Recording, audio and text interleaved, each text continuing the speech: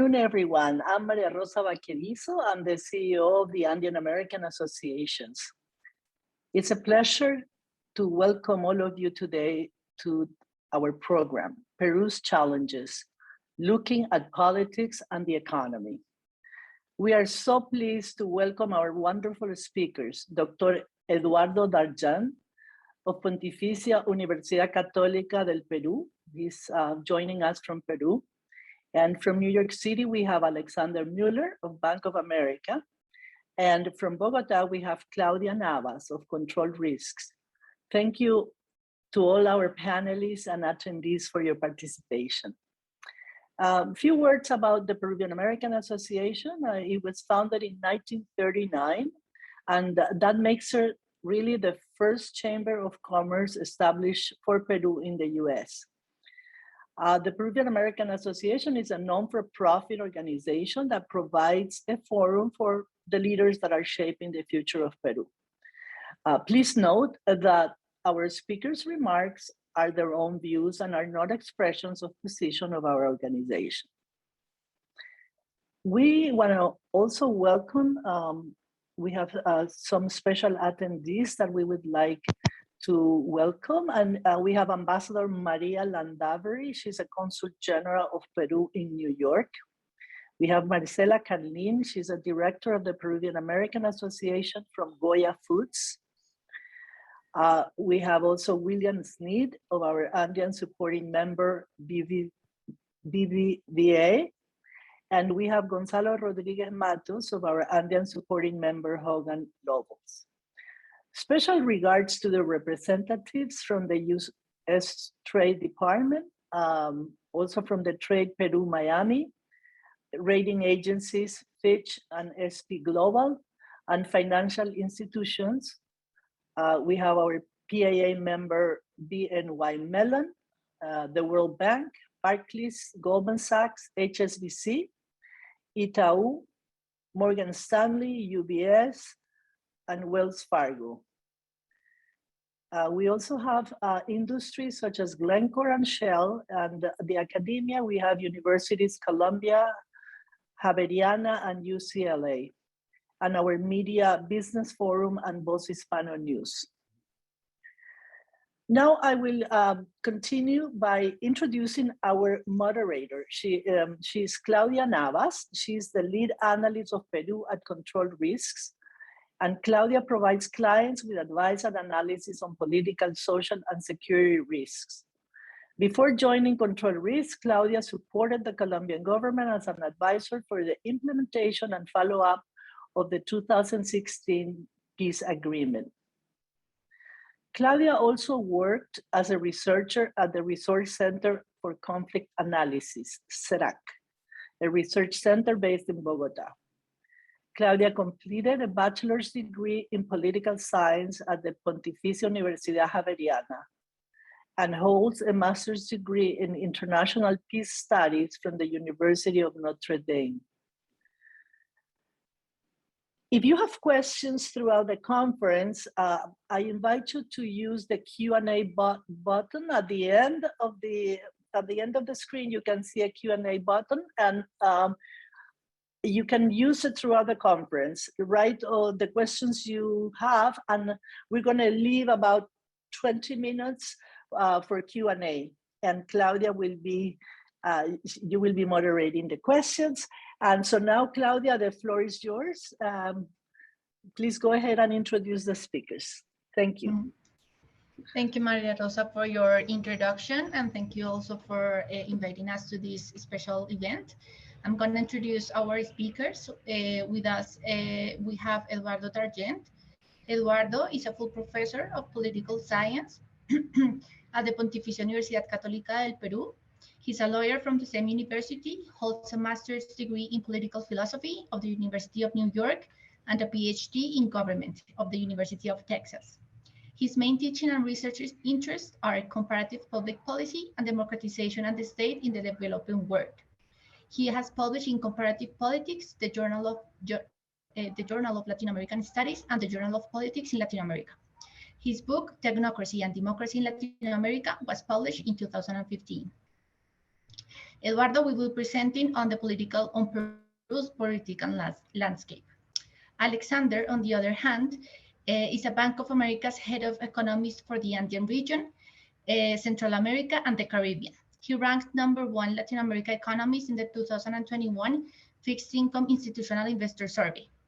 Previously, he was a vice president of macro research covering Mexico and Peru at the Brazilian bank Itaú, economist and FX strategist at the BTG Pactual Chile, and chief economist at the American Chamber of Commerce of Peru. He holds bachelor's degree in economics from the University of Lima, Peru, and a master's degree in public administration from Columbia University. So following our introduction of the speakers, I'm gonna give the word to Eduardo, who will be presenting on the political landscape. Thank you. Thank you very much, Claudia, and thank you for the invitation. I have 10 minutes to tell you a lot of things because many things have happened in the last months. I would like to start by saying that my argument is that there has been a degradation of government quality in this country very quickly. This is not the usual, I am scared of Chavismo, this is the end of the world, communists are coming, discourse that you may find. But I want to be very clear that there is a big problem right now in Peru by quality of government and degradation of institutions that, with many problems, they were nonetheless functioning for the country. And I think this is something very worrisome. Nonetheless, the country is still, the economy is doing still well, and there are good conditions that favor it. It is not we are not in a tremendous crisis, but I think there are very worrisome signs that we are moving towards a descending quality of government and in political problems for the future. No? So let me start by saying that the 2016 to 2021 was a very problematic moment for the country.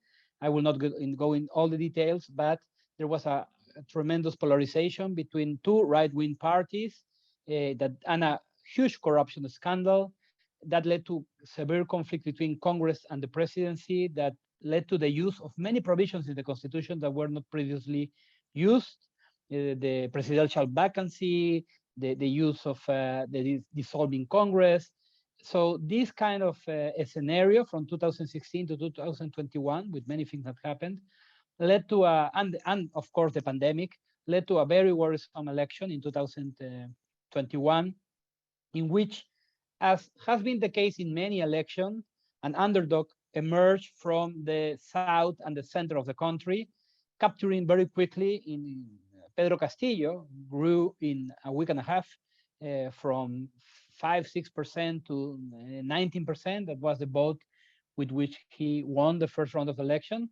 But it was a very fragmented election with a lot of candidates. The second one, Keiko Fujimori, again arriving second,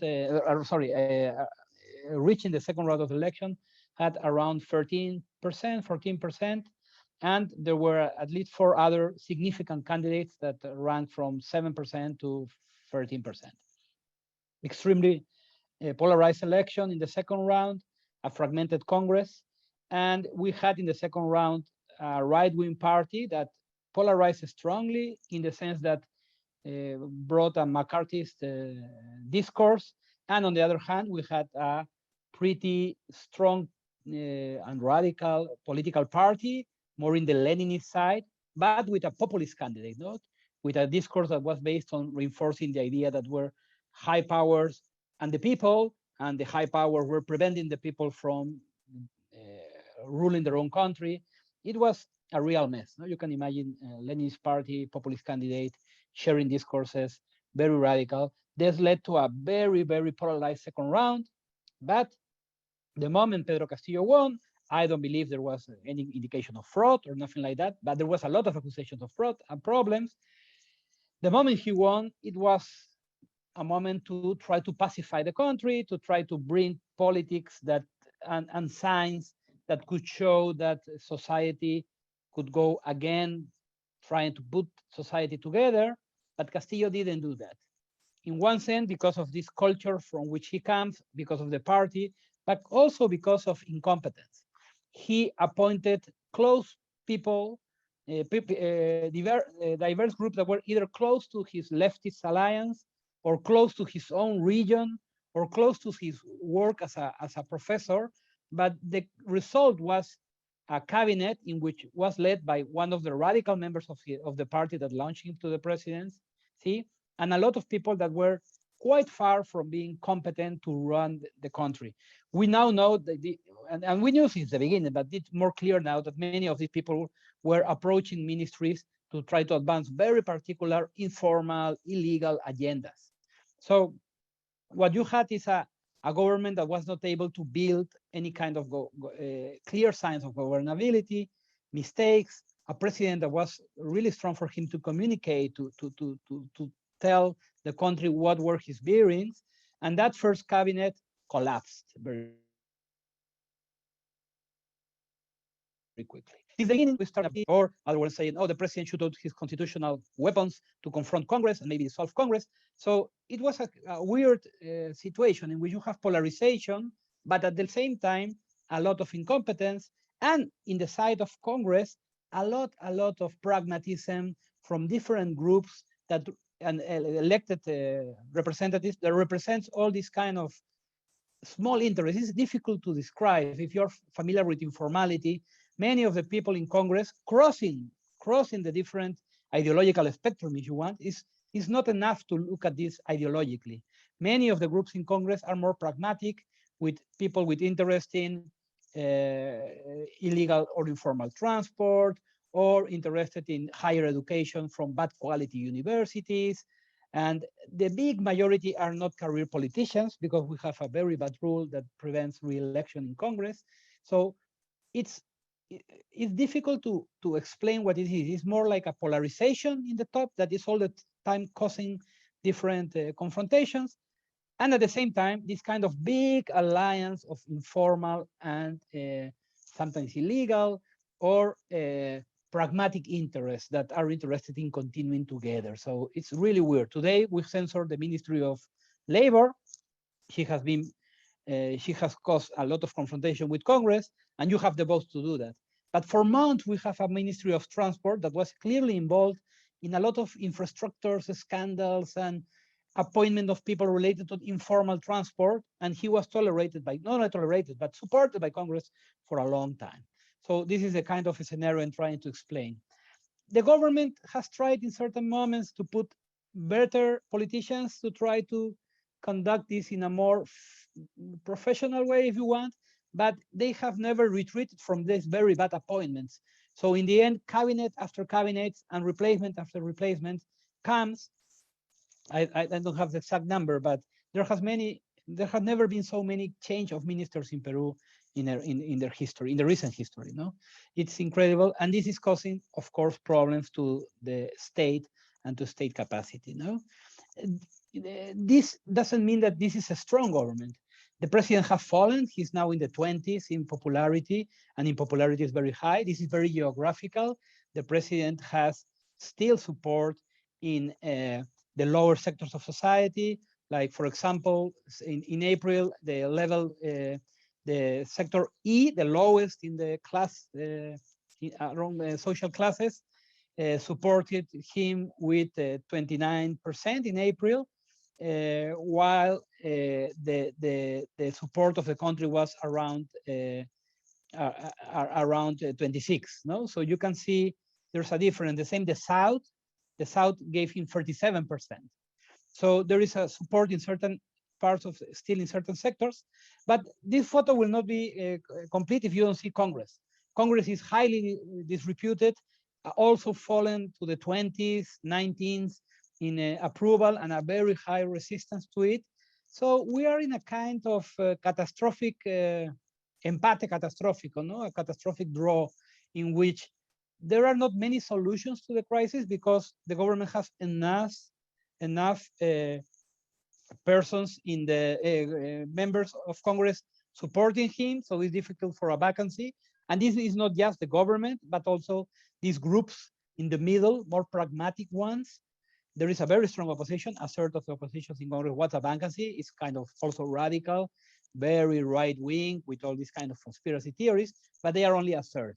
to vacate the president, you need 2/3.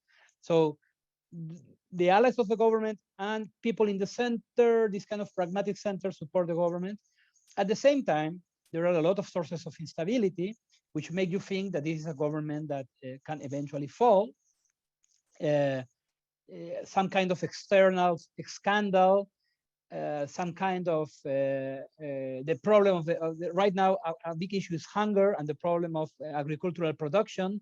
Any strong shock, I think, can lead to these pragmatic groups to support taking out the presidency. But these people in Congress know that if the president goes, it's very difficult to the vice president to survive.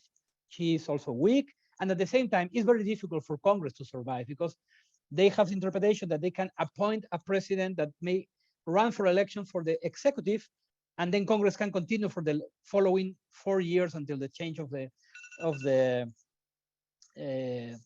government. But this is not realistic.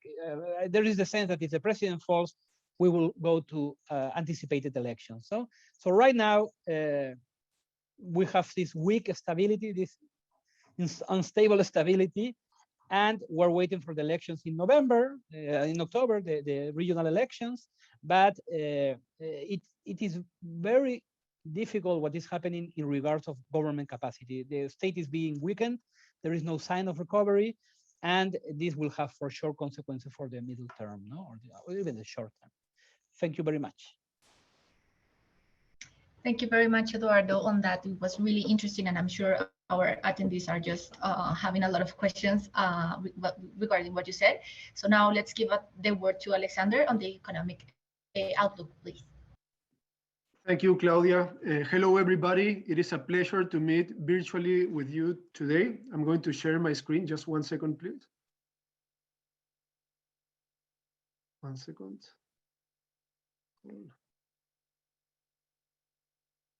Share screen.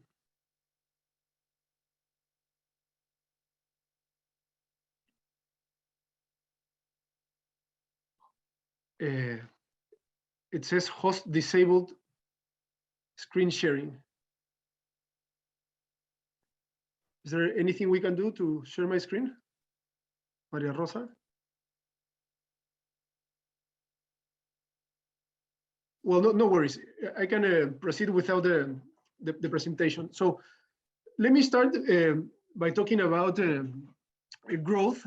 So at the beginning of the year at Bank of America, we had an out of consensus view that that private investment was not going to collapse. When Castillo won the election, the local economists in Peru were saying that private investment was going to contract 10% in 2022. We thought that didn't make any sense because historically, the most powerful driver of the Peruvian economy has been metal prices, the terms of trade. And metal prices, as you know now, the copper price is above $4 per pound. It almost got to $5. I would say copper above 4 is like oil above 100. And people didn't think metal prices would stimulate the economy that much because they think that if mining investment was not moving, mining investment, in fact, it is kind of paralyzed. But they thought that if mining investment didn't increase, then the metal prices would be sterile to boost the economy, you know, that it wouldn't work. But that's completely, I think that's a myopic way to look at the effect of metals in the economy, because that's not the only channel whereby metal prices affect the economy. I think the most important channel is the disposable income in the economy. If metal prices increase, there's more money flowing around in the economy. There's more money to invest, more money to consume. And actually, now that we have the data for the first quarter, private investment didn't contract 10%. Private investment, in fact, grew close to 1% year over year. And if we look at the numbers in a seasonally adjusted way, you know, doing this statistical correction of the months, you know, because in December there's more activity because of the holidays and you know, other times of the year. Private investment actually picked up in the first quarter of the year, And this is contradictory to what many people say, that that private investment is collapsing. It's not true. I mean, as I believe that as long as the metal prices remain strong, that is not going to happen. So for the full year 2022, we're expecting GDP growth of 3.2%, driven by the metal prices. There's also an expected rebound in what Peruvian economists call primary sectors output, mining and hydrocarbons. In mining, there's a huge project called Quellaveco, owned by the British company Anglo American, which is going to produce this year. It's going to start operations in the third quarter of the year, and it is expected to produce this year around 130,000 tons of copper. Peru produces roughly 2 million tons per year. If we add up the 130,000 from Quellaveco, and also a few more large mines that are expanding output, namely Toromocho, Mina Justa, and Constancia, that's roughly another 150,000. If we add up that, it's like a 13% increase in copper output. Maybe it's not going to increase that much because at the same time, there's a lot of mining protests. For example, Las Bambas is paralyzed now. Cuajone from Southern was also affected, among a few others.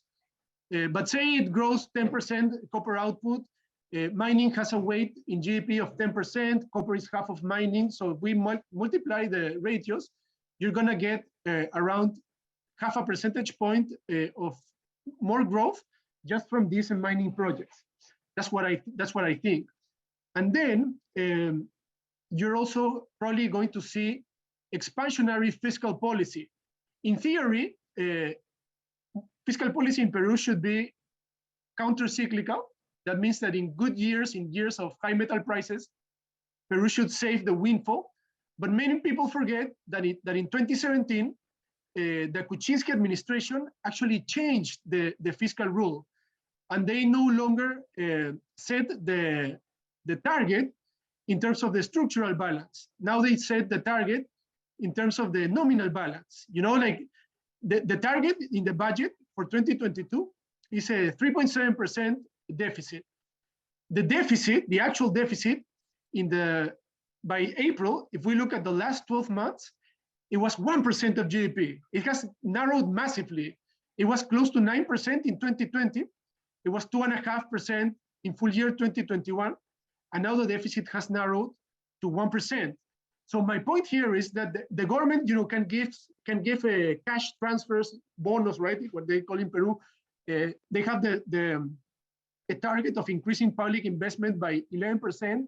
They can spend a lot of money if they want, and still comply with the fiscal laws, because the target is a 3.7% of GDP deficit. I mean, after the change that Kuczynski did and Minister Thorne, fiscal policy can be pro-cyclical. I mean, there's no constraint now. Maybe the fiscal council is going to raise an eyebrow and say, oh, they're being pro-cyclical, which is not good. But my point is, there's no constraint there. They can spend more and still comply with the laws. And lastly, I also think there's still some low-hanging fruit from reopening. Last year in the summer, there were restrictions, and there's just this statistical base that is also going to help. Now for 2023, we do believe growth is going to slow down. So we think it's going to be 3.2% this year. 2023, we're expecting something around 2.8%, mainly because the global economy is going to be less supportive. We also believe that the erratic macroeconomic policies of the government are going to hurt private investment. That is already happening now for sure, but we think that metals is more than offsetting that. And also macroeconomic policies are going to be tighter, mainly monetary policy. So on monetary policy, I also have a strong view. I think that the central bank is not going to be able to control inflation.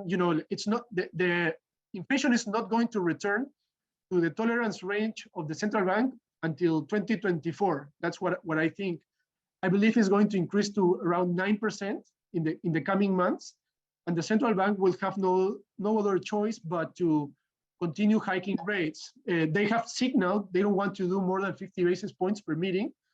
So I think they're going to do 50 basis points every meeting until reaching 7%.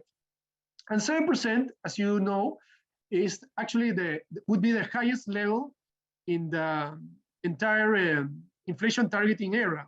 The Central Bank of Peru started doing inflation targeting in 2002. The highest point of the policy rate was 6.5. That was around 2008. I believe it's going to get to 9% by the month of September. That's what I think. And then it's going to stay there for a long time, maybe until the last months of 2024, when they see that there's a convincing evidence that inflation is trending down, and maybe by then they're going to start cutting rates. But I'm very convinced that inflation, I mean, the shock that we're seeing now, the food price shock, which is the most important aspect of inflationary dynamics, is actually the most violent shock that there is record of. The Commodity Research Bureau publishes global food prices since the 1980s, and I can tell you there's no price as violent as this one, where food prices have been growing on average since February 2021, 40% year over year. The last shocks had, I mean, there was also some large one in 2011, 2008, but not as large as this one. And this one is also affecting the domestic supply. Like fertilizers have gone through the roof. Farmers are having problems sourcing the fertilizers. So I think that the food price shock is like growing domestic tentacles, and the food prices are going to continue increasing for some more time. I'm going to stop here because this is the end of my time, but happy to answer all the questions. Thank you very much. Thank you so much, Alexander. We will start our panel discussion. I have a couple of questions, of course, but I'm going to start with Eduardo.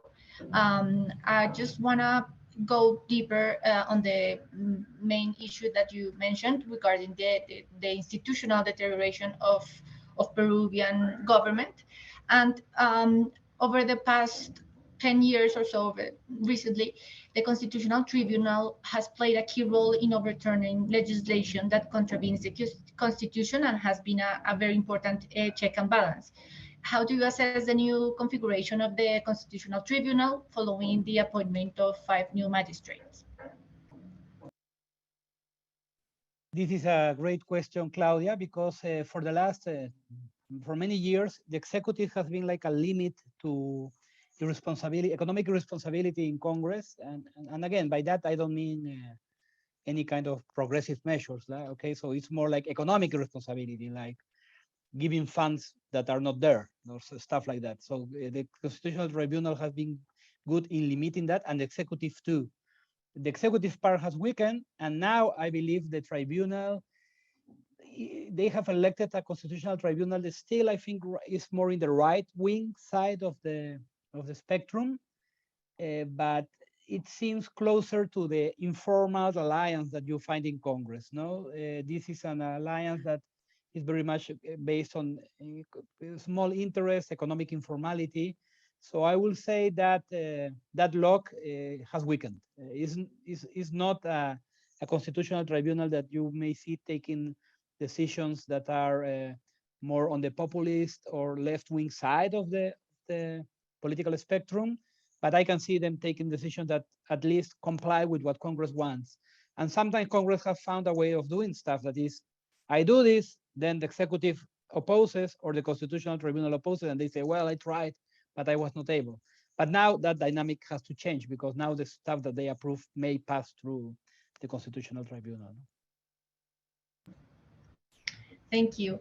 And partially related to that, Alexander, how do you assess like the continued political turmoil will continue to affect investor confidence and the overall performance of the economy in the coming years?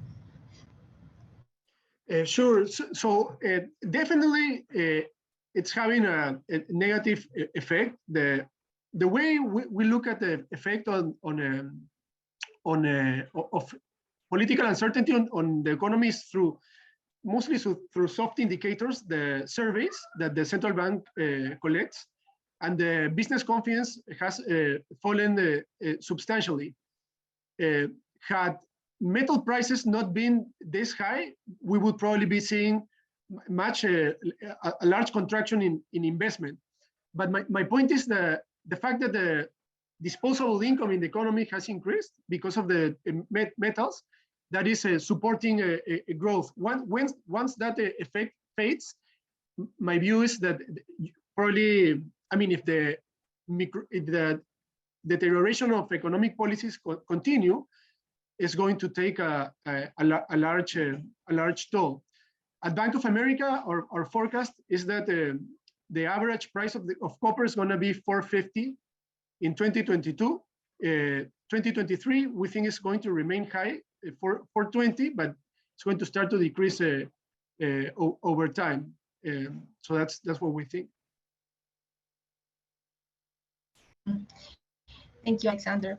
Eduardo, there are regional elections coming in the 2nd of October.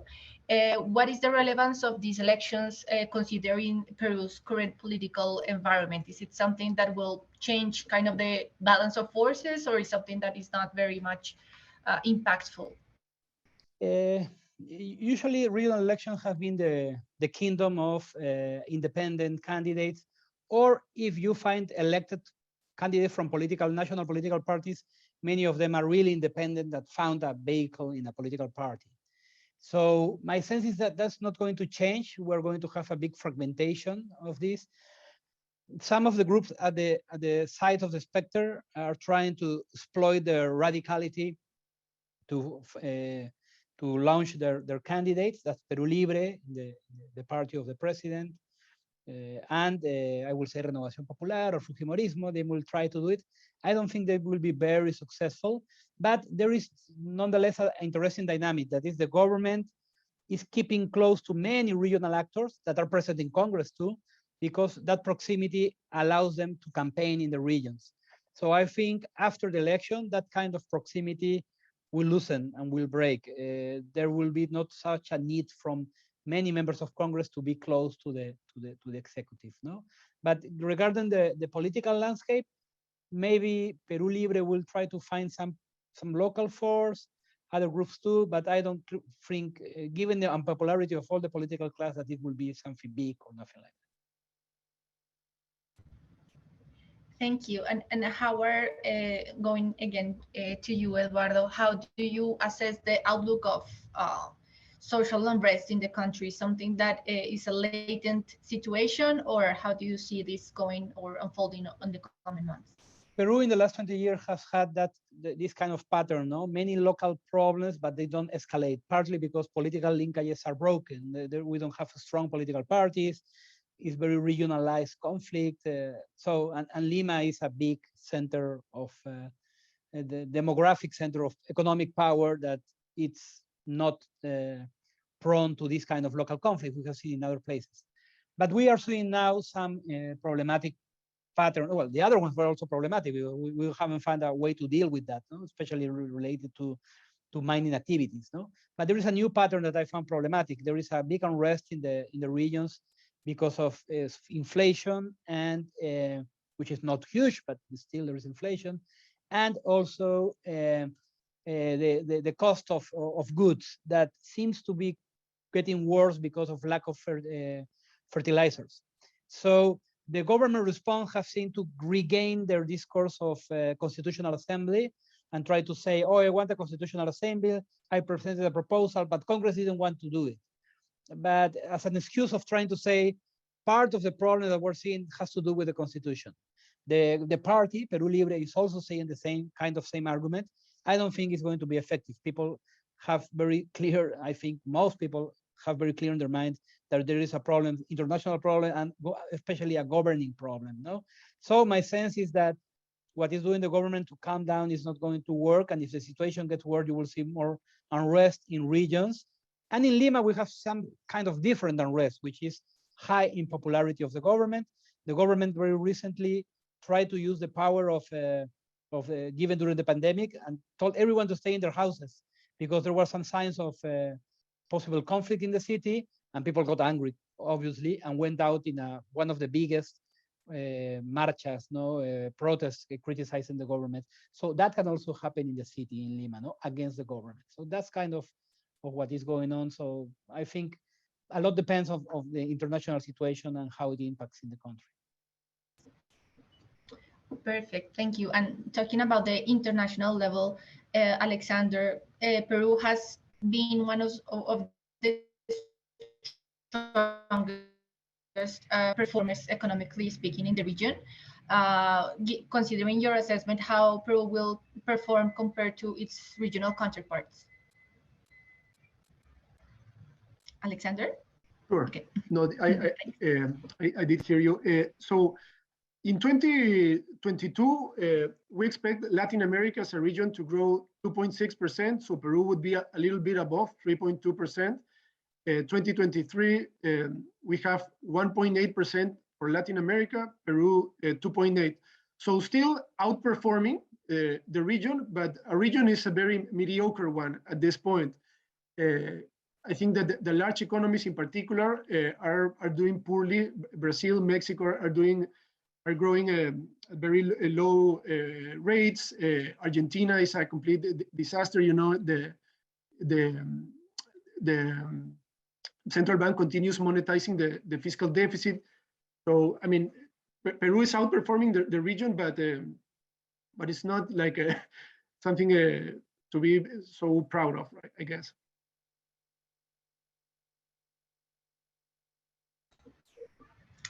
Thank you. Perfect. I think we are right on time for our Q&A sessions. So I'm gonna start with the first question. I'm gonna read it just to make sure I'm not gonna miss anything. So with the first question, which be answered, I guess, by any of you, but please feel free to jump in.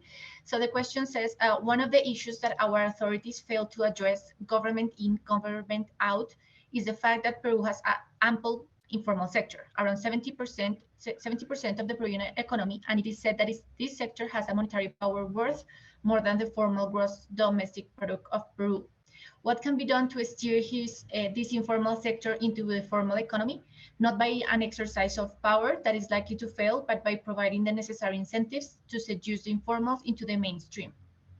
Yeah, I don't know if Eduardo and Alexander. I can take that question, Eduardo, if I may.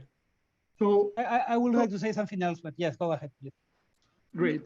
So informality, I mean, it's always a topic of debate among Peruvian economists. I think that the solution is actually much more simple than what people think. And the fact here is that informality is inversely correlated to GDP per capita. I mean, if the economy grows and the income per capita of the economy increases, informality is going to decrease. So the solution, the long-term solution, is to make the economy grow and increase living standards for people. That's the long-term solution. Now, along the way, of course, there's things that can be done and that the government in Peru has proposed. For example, changing labor laws, tax laws, regulation for formal businesses to be created and like to operate. I think those policies are more like ancillary. I mean, they determine the cost of formality, but the long-term solution, in my mind, is making the economy grow and also enforcement, like having a more better trained civil service that can enforce that companies pay taxes and people comply with the regulation. Now, in addition to that, let me tell you about a crazy idea that I have. This is for myself. This is not Bank of America, but I've always been fascinated by the policy of demonetization. What is demonetization? In India, not some years ago, the government of Prime Minister Modi one day they said, okay, any people who have more than $20,000 in cash, you're going to have to bring them to the bank, and we're going to give you new bills. And if you cannot prove where that money came from, I mean, if you cannot prove that it came from a legitimate, formal source of income, the government kept your money, and they expropriated you, and that was a policy to tackle like crime and informal activity that uses a lot of cash. So let's imagine that in Peru one day the government says, okay, anyone that has more than 20,000 soles or 30,000 soles in the bank, in cash, you have to take them to the bank and exchange them for new bills. So, I mean, maybe I didn't was so clear, but I think that this the monetization idea is very interesting, and in the future, perhaps it could be tried in Peru. Yeah, let me add that this is a huge political problem. Many of the things that are happening now in Congress are related to the informal activities. Peru is a country that has not is not informality in the sense of employment, no, but a broader sense of informality, as opposed to many other countries in the region that have been able to, the region has a big informal economy. But you can see Colombia, Peru, the difference is important, and it has to do, I think, with more creative policy, growth, of course, some incentives that you can create, but also has to do in many other sectors with some better regulation. No, so it's politically costly, especially in the labor sector, because unions have the idea that you can create formality by imposing the actual rules that are kind of costly in many ways, and at the same time, business actor says that you have to deregulate, which is politically sensitive. So we are trapped in this kind of situation of high informality in many sectors, and at the same time, lack of political ideas to how to bridge this debate that is not only technical, it's also political. No, but right now, I think that kind of informal world is showing in politics very clearly. Thank you both. We have another question. Do you expect mining social conflicts to return to 2020 levels after the October regional local elections, though, or still remain a tangible constraint for mining exports? I invite any of you also to respond to this. Mm-hmm. I can start. I'm sure Alexander will have also something to say about that, because it's a big issue in the country. The country has depended a lot of these kind of rents.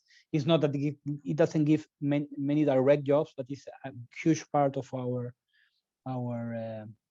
budget in taxes and everything. So there is a big problem right now with mining activity. I think it has become worse because some big mines in the south have stopped working, partly because of these conflicts that have to do with medium-term solutions. It will be impossible to tell in some minutes the complexity of the issue, but it's a really complex issue. It's not the responsibility of just communities or the mine or the government. It's a mixed condition in which many interests, some of them openly illegal or informal, are also playing a role, and the government lacks the legitimacy and capacity to solve the issue. No. My sense there is that there is also some expectations because of what the government said in some of the key conflicts, in the sense of being on the side of the people.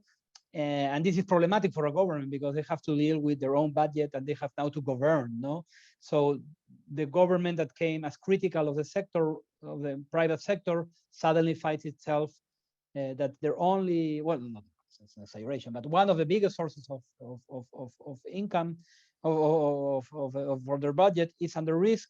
So you don't see a direction in the problem, which is what worries me. No, in the past there was a problem, there was a lot of conflict, and we know these legitimacy problems, but at least there were some competent teams dealing with the issues.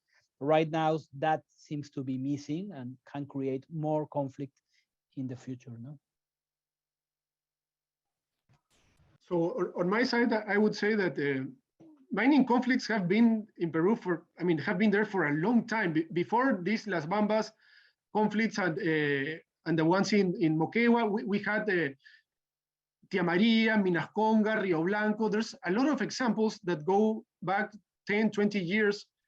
Maybe now they are a bit exacerbated because the local communities are aware that they can get something from the government. My view is that the intensity of the conflicts is not going to change until there's a new government with a different approach to security policy. That's what I would say. Thank you. We're going to go through our third question. So the question is, if the economic and political outlook is so bad, why average Peruvians have not gone out to the streets as done with Merino and PPK? Alternatively, when will Pedro Castillo is expected to resign given the political and economic disaster? I guess, Eduardo, this is for you. And I'm also I'm going to jump in on that one. Well, the problem is that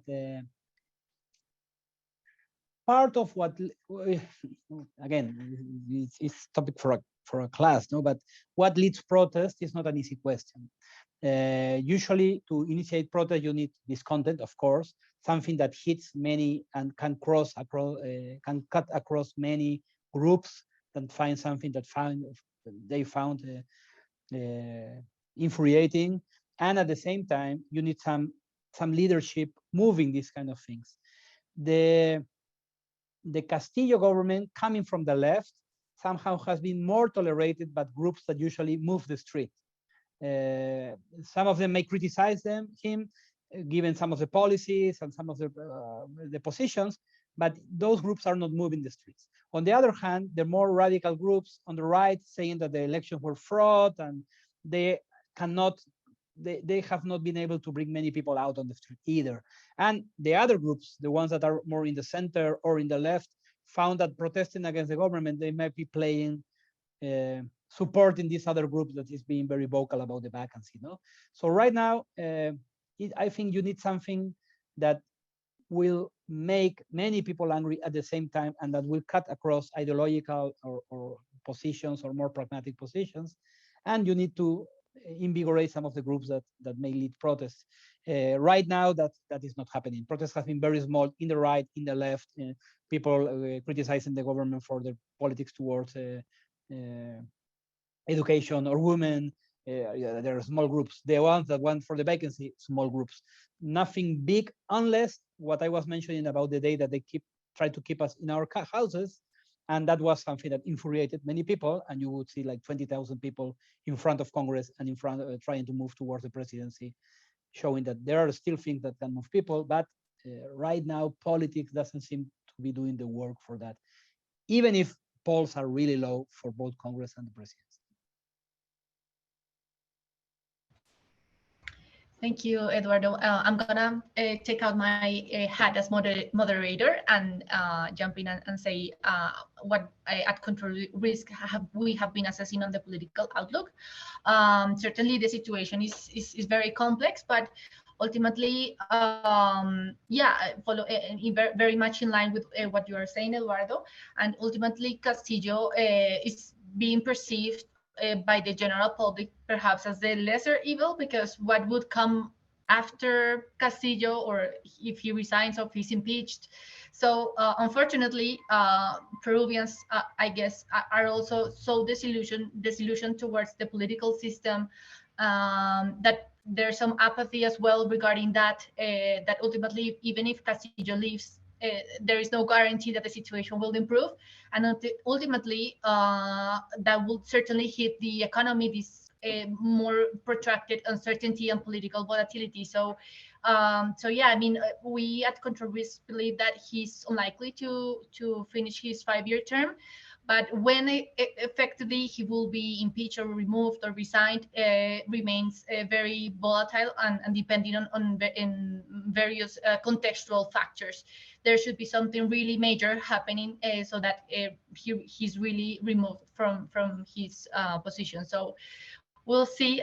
It's very hard to predict anything related to Peruvian politics, but it's certainly something we need to continue to watch out how this may evolve. I don't think we have more questions on the chat, unless if you have any, if the attendees have any questions, please jump in. Still, feel free to jump in and put them on the chat. But I can also use this time to address another question I have from my pool of questions.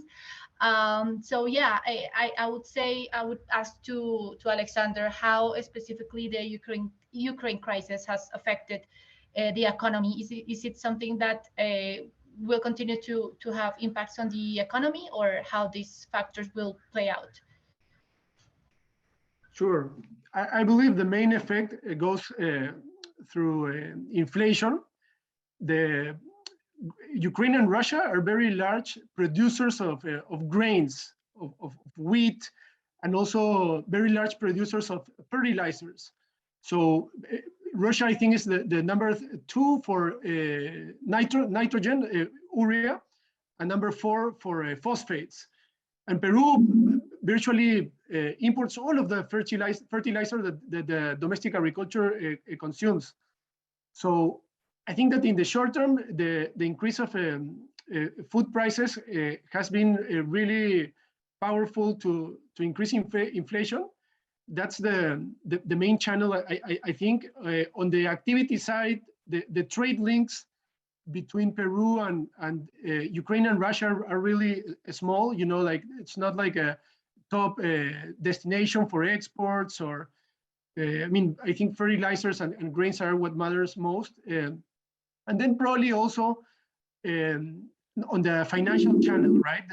The war has created a lot of uncertainty, which has made risk premiums increase across the board for emerging markets.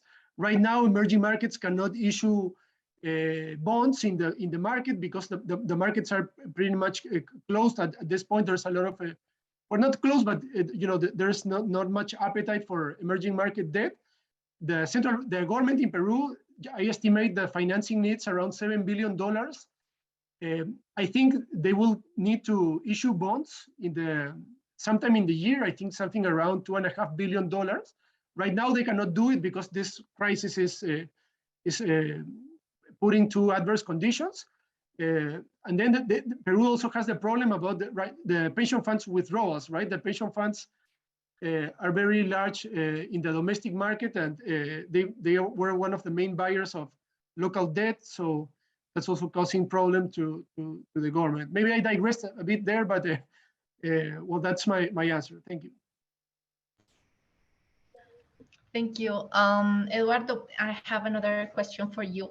Following the shelving of the constitutional reform bill that Peru Libre filed in order that sought to call for a referendum, to call for a constituent assembly, following the shelving of that bill, Peru Libre has been filing very active, filing bills that aim to reform the economic chapter of the Constitution. There's also a bill to prohibit monopolies, oligopolies, all these status policies, or increases state intervention.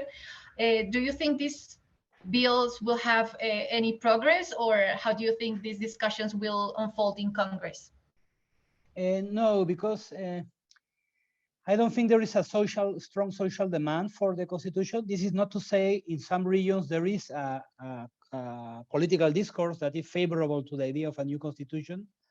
The president has never been very capable of explaining why do we need a new constitution, but Peru Libre sees it as a symbol, and it's a political strategy too. No, it's a way to try to bring people towards them. So no, I don't think those kind of, with this Congress, it's not going to advance. It's going to be limited there. They have been doing also some constitutional reforms to make it clear that Congress has to be the main mover to initiate a constitutional assembly. So I believe that door is closed, and I don't see this growing as a national issue. You know, Lima is quite powerful in Peru. It's a very powerful political center and demographic center. So it's difficult to have that kind of discourse in Lima. No, it has become more conservative and the center of the anti-constitutional assembly. No, So people move around that, oppose, criticize it. So seems very difficult. My sense is that Peru Libre knows that. They only know that this part of their discourse. They are trying to also to divert blame, the government and Peru Libre. When we're talking about the Ukraine war and the rise in prices, they keep saying, with a different constitution, we may be able to control prices. No, well, how is that going to stop many other problems from growing? No, it's not that you can control reality. No, but I think that's more like they know that this is a really bad connection, causal relation, but they know they need it also for the elections, no, to be like a flag, especially in some regions and in some places where they want to have a better election. But my sense is that right now, they may be, by using in this very irresponsible way the constitutional, the need of a new constitution for everything, it now has become a joke. No, the last night a Peruvian team lost with River Plate 8-1. It was like a massacre, and they were saying, people were joking, no, oh, with a new constitution this wouldn't have happened. No, so that has become kind of the use of the new constitution argument, which I think reduces the likelihood of this becoming something that catches the imagination or the passion of people in the country. No. Perfect. Thank you so much. I believe we are right on time for our closing remarks. I'm gonna